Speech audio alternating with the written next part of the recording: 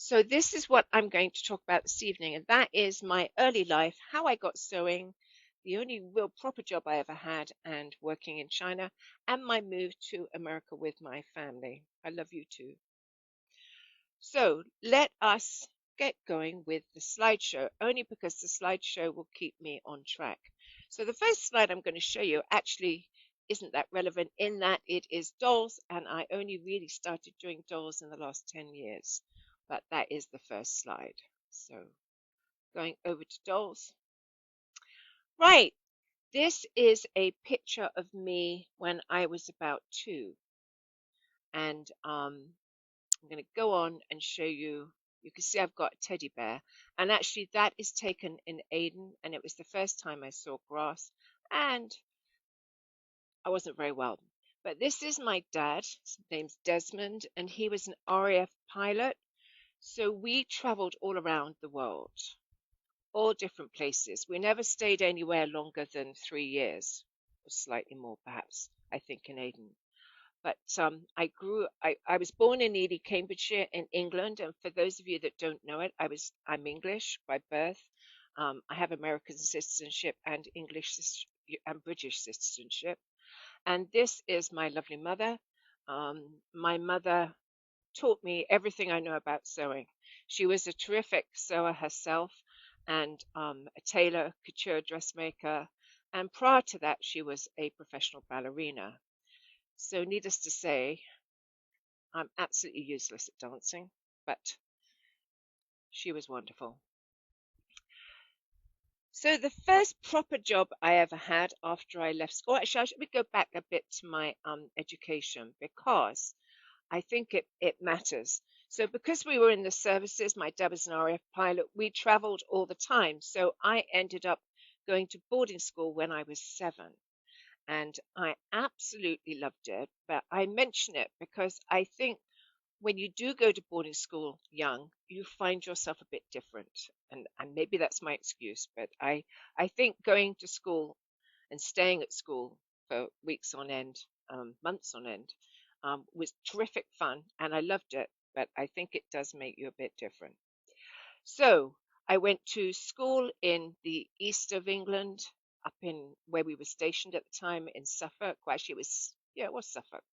And then eventually my parents moved me down south to a school just outside Worthing. Um, and I spent many very happy years there. For my last 2 years in school, I had to change schools, and that was probably the worst of my experiences. And that was in Littlehampton. But other than that, I absolutely loved my schools. And it makes it sound like I was scholarly. I wasn't. I didn't want to learn anything. I only went because they had sport. I love sport. And interestingly enough, I wasn't into art. Or to put it another way, I got thrown out the art class for being disruptive, because it frustrated me so much. I knew what I wanted to do, but I couldn't do it. But I really excelled at sport. Anyway, after I got thrown out the art class, I had to do cooking because that was the other choice. But that was fine because then I could cook food and eat it. So I was happy with that move.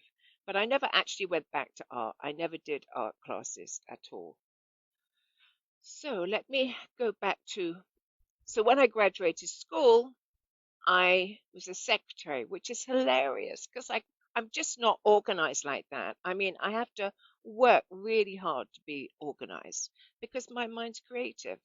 So anyway, I was a secretary for about a year. It wasn't highly successful. I lived in London with some girlfriends in a flat, and that was a lot of fun. But I eventually joined the London Police Force, the Metropolitan Police Force. And after training, I was sent to Tooting and Balham, which is the south part of London. And I was in the police force for about 8 years. But here I want to show you my claim to fame in the police force. And that was I got to present a bouquet of flowers to the Queen Mother. And there she is in her dress, and there am I. And along with that goes a funny story because the Queen Mother, I was escorting the Queen Mother after I presented the flowers, and we went up to have cake, tea and cake. Now, the Queen Mother's favourite drink is probably gin, but we had tea and cake. And she loves cake. It's one of her favorite things, and it was her birthday. I failed to add that, Richard. It was her birthday, so her 80th birthday. Yeah, I can never remember numbers. Anyway, so we got upstairs, and my job was to stay close in case she needed something. Although she had ladies in waiting, I expect. But we cut the cake, and the Queen Mother was given a slice, and we all got a slice of cake. And she took one bite out of the cake, and she was required to answer the speech that my boss, my chief superintendent, had just he made a speech, and she had to answer.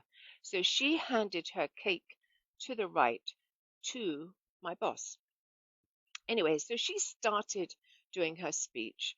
Meanwhile, my boss went to pick up the cake, and I'm going, no, no, no. And he picked up her cake and he ate all of it. Okay, so when she'd finished her speech, she put her hand out to get the cake back, and there was no cake. So I was given the task of finding cake. But the trouble was, it had gone out the room into the actual police station. And of course, there were loads of policemen there. There was no chance there was any cake anywhere in the station. So she only ever got one bite of her cake. So anyway, moving on. Then I married Richard, and that's what we got married in 1981. I got that right, didn't I? He says. Anyway, we lived in London for a while, and eventually we moved down to Devon, which is what was always one of our favorite places. And we lived in a beautiful village just down on the Devon coast. And if you're looking at the map, most of you know Land's End, that's on the end of the yellow leg. And we lived just on the border between Devon and Cornwall on that lower edge. And we had a river that came in from the channel, and it was very, very pretty. The view on the left top is the view out my kitchen window. We are on a very high area, and the wind used to blow in the winter, but it was beautiful in the summer. And below it is a picture of the village when the tide's in and all the boats are there. It's an old Devon fishing village, very, very pretty. And here's another view. That's actually, again, just over the road from my kitchen window. But you could see for miles right down to Dartmoor, Dartmoor and Bodmin Moor. And there's another pretty picture of the river. And here is just at the top of that picture, as it goes round to the left, it opens out into the English Channel. And that was called the Pool. And that picture shows the mud when the tides are out. Right, so in 1996, actually, let me go back a bit from that. So when I moved down there, well, actually, just prior to moving down there, I started making miniature bears. And that was quite a, not say popular, but people were collecting bears at that time. You know, bears that were made by one person and signed to be their bear.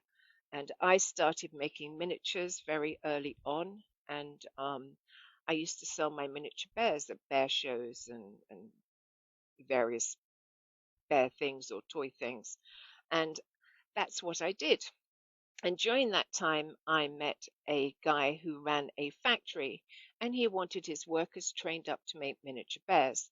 And I didn't really think it was possible, but I thought, well, yeah, I'll give it a go. So I started working with this factory. Anyway, it was in China. And eventually I had to open up my own bear company to help his out because he was having problems. So it really needed me to move to the US because that's where he was situated, and that was the plan. So anyway, I applied to move to the States on the grounds that I did something different, and I got a what was it called, Richard? A green card. Yeah, but there was a reason for it. Oh, because I was an alien of extraordinary ability. So the same thing covered brain surgeons, but clearly it was the same criteria for somebody like me. So I got into the States through that, and we moved here in 1996, which is making silly comments. So we moved here in '96, and this is my my oldest son was 10 and my youngest son was 7, 11 and 7. Richard's correcting me. So anyway, and my I had a Dalmatian dog and a cat called Poppet, and we moved over. And Richard came too. He was just taking the photos. So we were all here in the States. And this picture is actually on the left is when we were living in Devon, and on the right is in the States. So, well, I didn't mean to put that picture there or that one. We'll come back to it.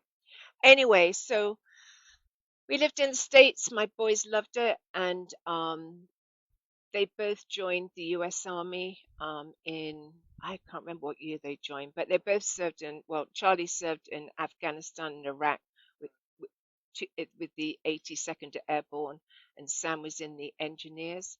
And it was 2011 when they joined, and they joined within 4 weeks of each other. So it was a real change in the house, you know. Whoops. Right. I knew it would do that. It's gone on to slideshow. Let me stop it. Right, so these are some of the bears I made, and these are sort of specialist pieces that I made that I worked on all the way through. And you can see they're very detailed, and that little rabbit on the left is actually 1 inch high. The bear's about 3, and I'm not sure how big the cow was, maybe 3.5. And that's what you call an auction piece. And the one on the right the same. Um, and I used to do these special pieces for my conventions and also for Disney. Disney had an event once a year where we had auction pieces and special editions and things like that. So there's some more pictures of them. And we even went as small as just over 1 inch. And you can see by that sent in there what size they were. They're all fully jointed and their heads and necks moved. And I think what's interesting about them is they're totally made on a sewing machine. And when I very first started, I was an ambassador for FAF because I used to use a FAF sewing machine then, and I made them on that. So I'd been in the sewing industry for a number of years, really, if you look back to those early days. But I had a lot of fun doing the bears. They were made of mohair at that time. That was really popular, although I did work in velvets. And I've got more to show you, and I've got some here. So let's look. Oh, let's talk about China. So I had to fly out to Hangzhou, just south of Hangzhou, a place called Shaoxing. And when I first started going there, it was quite amazing because there weren't that many cars on the road. Everybody had bicycles. It was very, very heavily polluted. So when you got off the plane, you could barely breathe because of the fumes. And as far as my factory was just a house where people came in and worked, really. That it wasn't like a huge, great factory. And we had, they used to turn the power off in the mornings to save power.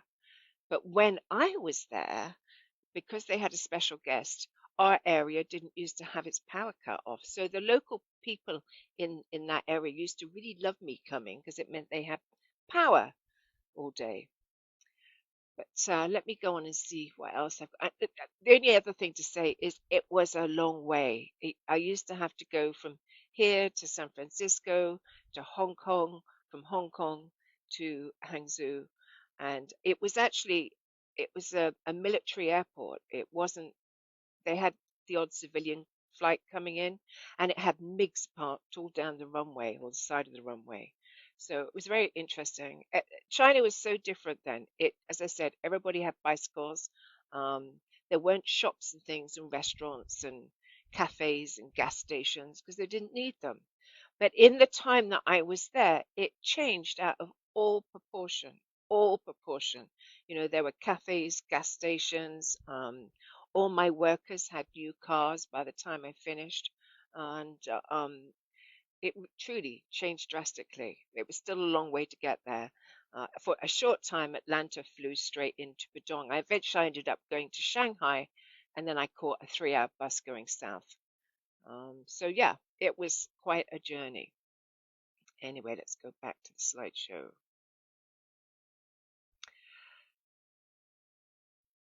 So here is my room in China, and yes, it's my bedroom. I had a computer in there, and I worked at that desk. And if I looked out the window, that's what I saw outside.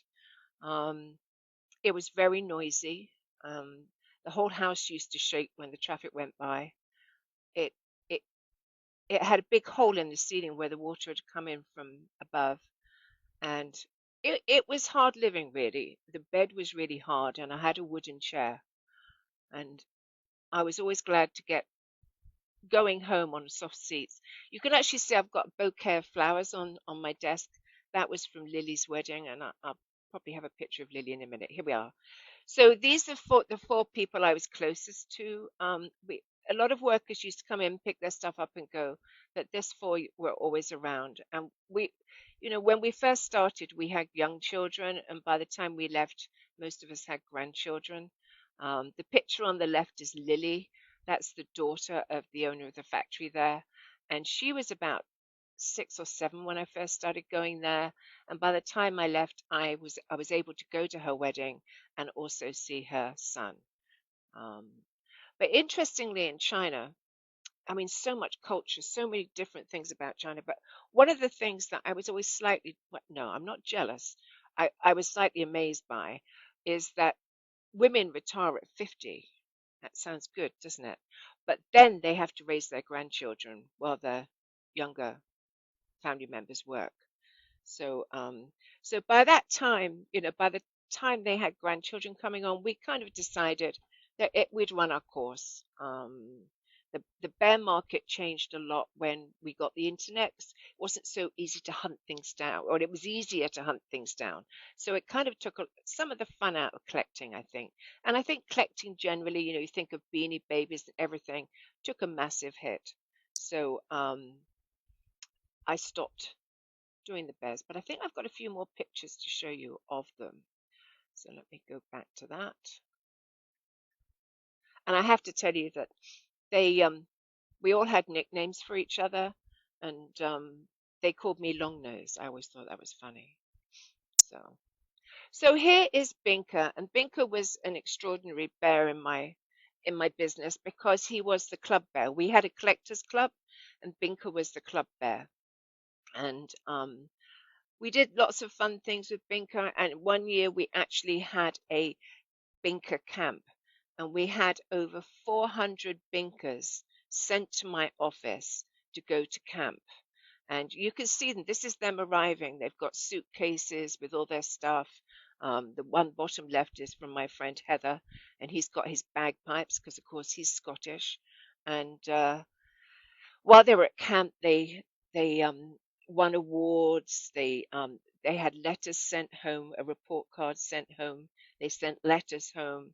They had a school play, and we actually had a measles outbreak. And we had one bear that got chased by a shark in the ocean, who was, in an area he shouldn't have been. But do you see the flags? That was all the countries that were represented in the Binker camp.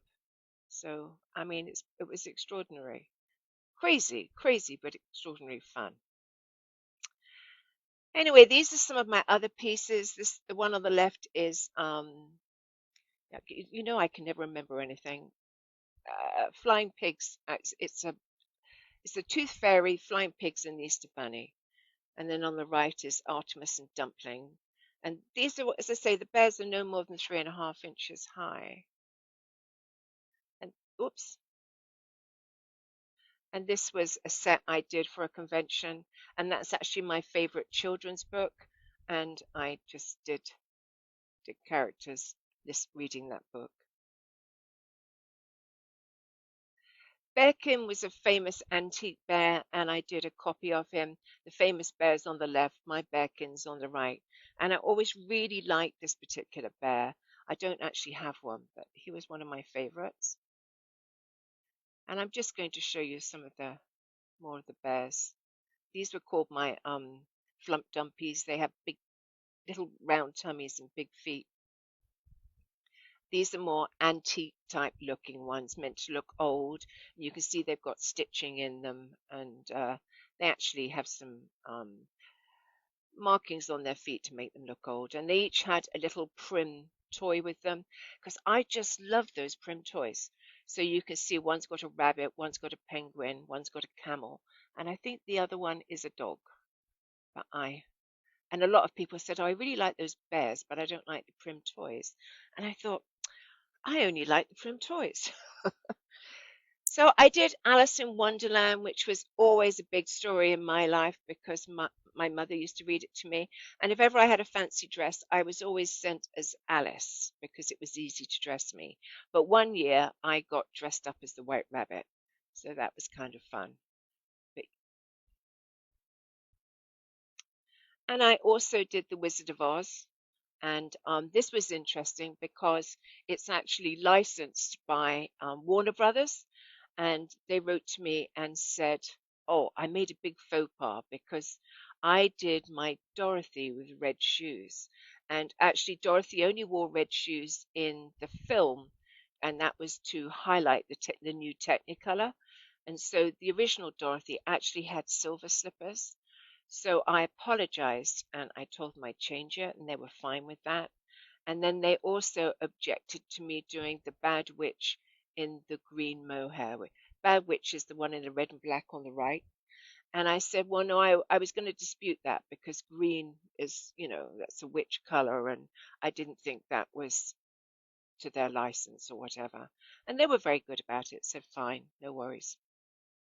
That actually happens quite a lot when you manufacture things that you get contact on. Here's another one I did licensing. This was, who did Snoopy, Richard? I can't remember. Snoopy. I can't remember which company it was I worked with for Snoopy. Oh, I can't remember. It was a big, big company. Anyway, I did a regular Snoopy, and I'll show you a picture of him because I've got him here. Isn't he cute? This is the regular Snoopy, right? And you do it, and you have to make a copy and send it in to them, and they send it back and tell you that they want the head rounder or the feet smaller or whatever they want to say. And then you have to redo it, send it back in, and eventually they approve it. So this is Snoopy, and he got approved, and I made a Snoopy edition. I think I forget how many it was. But then I they asked me to make a Flying Ace one. So this is Flying Ace, and this is Flying Ace in the cartoon. And I did my Flying Ace. He has a wired scarf, and I sent him in for approval, and they sent it back with some changes. And then I sent it in again, and they said, that's great. So I made the edition and put it on the market. And then they suddenly realized that Flying Ace doesn't have any ears. And you can see in the original cartoon, he never did there either. But in fact, all their licensed product for Flying Ace does have ears, even though it's not featured in the cartoon. So mine was the only edition, that they couldn't do anything about the ones I produced. So mine was the only Snoopy Flying Ace without ears. And here are some more bear pieces. I say the bear's about 3.5 inches. And these were Disney limited editions, I think, or maybe club pieces. I know the one on the right on the butterfly was a Disney piece. And his wings, I printed those off on the printer using Peltex, I think. I wrecked my printer. Here are some more. Top right are the Flump Dumpies, and the caterpillar in the center there is from Alice. And I always really like my rabbits. And the one at the very top is Mother Goose, and that bear's only about 2.5 inches. Anyway, there's some more bears. I'm not going to spend any more time on them. I also did dragons, and I love my dragons. They're such fun characters, and I manufactured them at the factory, but I also made a lot of my own editions. There's some more of them. The one on the right I made, and I always loved that piece. I made those too. And I did monsters because I like monsters. And the one on the left, is that character, because in my house, if I had an Easter egg, it used to get eaten and the foil would stay there. And my mother would say, "Have you eaten all of that?" And I go, "No, no. That's the guy that ate the inside of my egg. Okay, he ate my chocolate egg." And the one on in the middle, I forget his actual name, but he's hungover. He's got bloodshot eyes, a headache, and a tummy ache. And the one on the right has got his finger up his nose, and I'm afraid I named him Snot. I just couldn't stop myself. So here are some of my cutie pie mice. They're 2.5 inches, and I really like my mice. I change the style of them periodically. You can see they're a bit different, some of them. But the one on the top right's a little ballerina with slippers. And you can see I really like doing little appliques on the dresses and the swim rings. And I just feel if you add detail, it just when something's small, if you add detail, it just makes it more special. So I always like that cat in the dress or that mouse in the dress with the cat on the front. And the little bath ring there is a little dragon head. And my Halloween pieces, I like my sticks with the cat heads and things. They were just fun. I haven't looked at them for ages, so it's a bit of a treat for me to go back tonight. Now, I made absolutely hundreds and thousands, so I mean, I'm just showing you some. These two pieces were Disney auction pieces. The one on the left was a huge, great Halloween piece. It's very dark, but you can see there's a fabulous dragon in there, and he's very wired because, I had to put the wire in to get the shape. And the same with the spider's legs. And then the picture on the right is Christopher Robin and Pooh. When Disney when I went for my license for the Disney Pooh, they sent him back to me and said his head needed to be squarer. So I went out into the garage and I got a hammer and I hammered his head on three sides and I sent it back and they said it's perfect. So the Christopher Robin was actually designed by my sister, who was a miniature doll artist. And here's some nice auction pieces, that I did. I always really loved that doll I did up there. I really didn't do many dolls. Anyway, this is a sweet story. This is Serger, and he is well. Let me come to the front, and I'll show you him here because I actually have him. And my dad had surgery because he had mouth cancer, and it was in his jaw, and so I named this doll Serger, and I made him this doll because I didn't really know what else to do, and it was a comfort to me to do it, and of course he loved it when I gave it to him.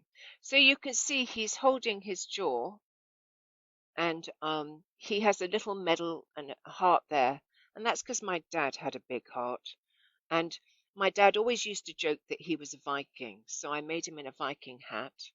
And his wings, if you can see them, they're RAF wings, like you'd get on an RAF plane. And he's wearing a loincloth.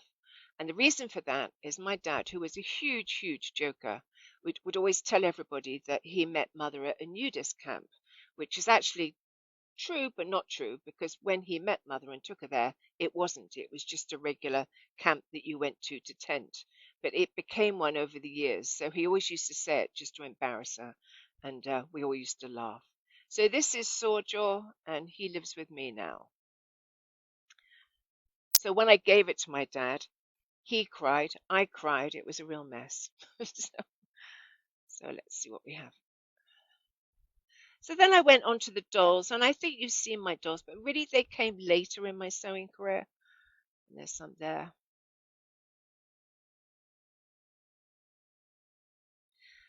And I think that is, I do have a manual. This is some more dolls I did that you probably haven't seen, some older ones.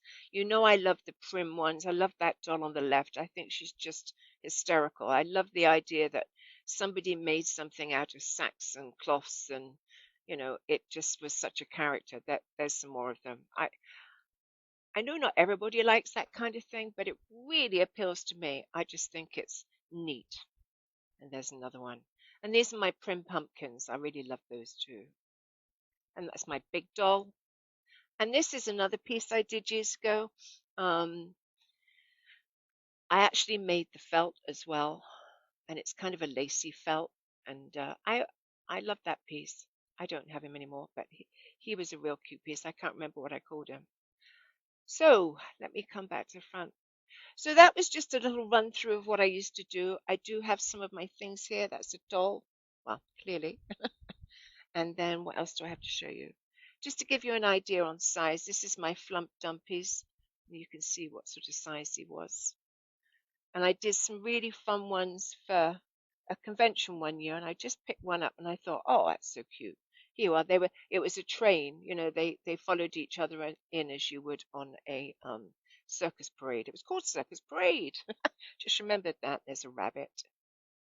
It's not so easy to see them as it is. And I have a wacky cat. And then this last one is the trapeze artist on a giraffe. So yeah. So I thought that was fun. And the ringmaster was, of course, the dragon. So I thought that would be fun to share that with you. I have got Pumpkin Jack. Yeah, he's normally sitting behind me. All my samples are still in the suitcase because I've just got back.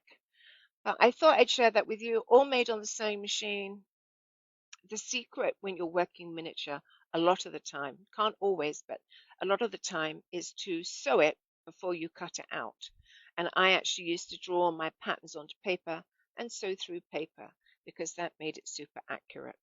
And of course, when you're working on miniature, it has to be exactly accurate. Otherwise, the slightest difference is going to make a foot bigger. But there's times when you can't sew it, use a machine, like for sewing in the foot pads and paw pads and things like that. But it was a fun time.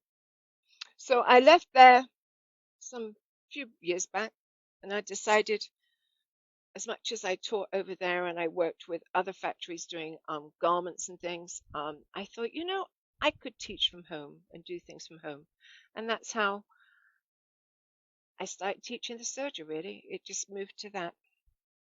So I just want to add that I have released a new class for Facebook. It's going to be next month, and it's on leggings. It's a post in my group, so you may want to look at that if you want to do a leggings class. You don't have to be present on the day. You can always watch the recording, but it is a Facebook group you join, and the videos will go live in there. And there's already a video in there, so if you do purchase it, join up because information's started in there already. So I don't know if I have any questions, Richard.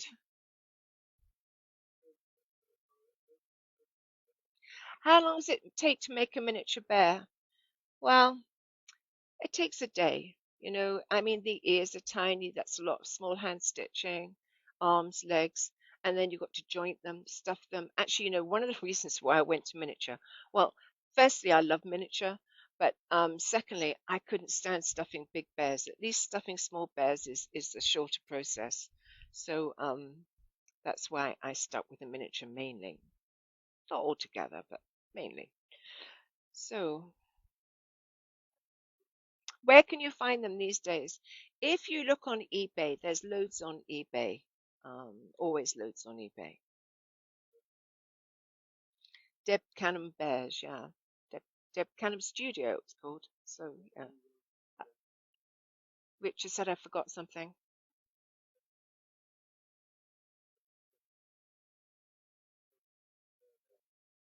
Oh, yeah. So, yeah, that's one more story. So, anyway, I was a bear artist. Okay, I was an artist who made bears.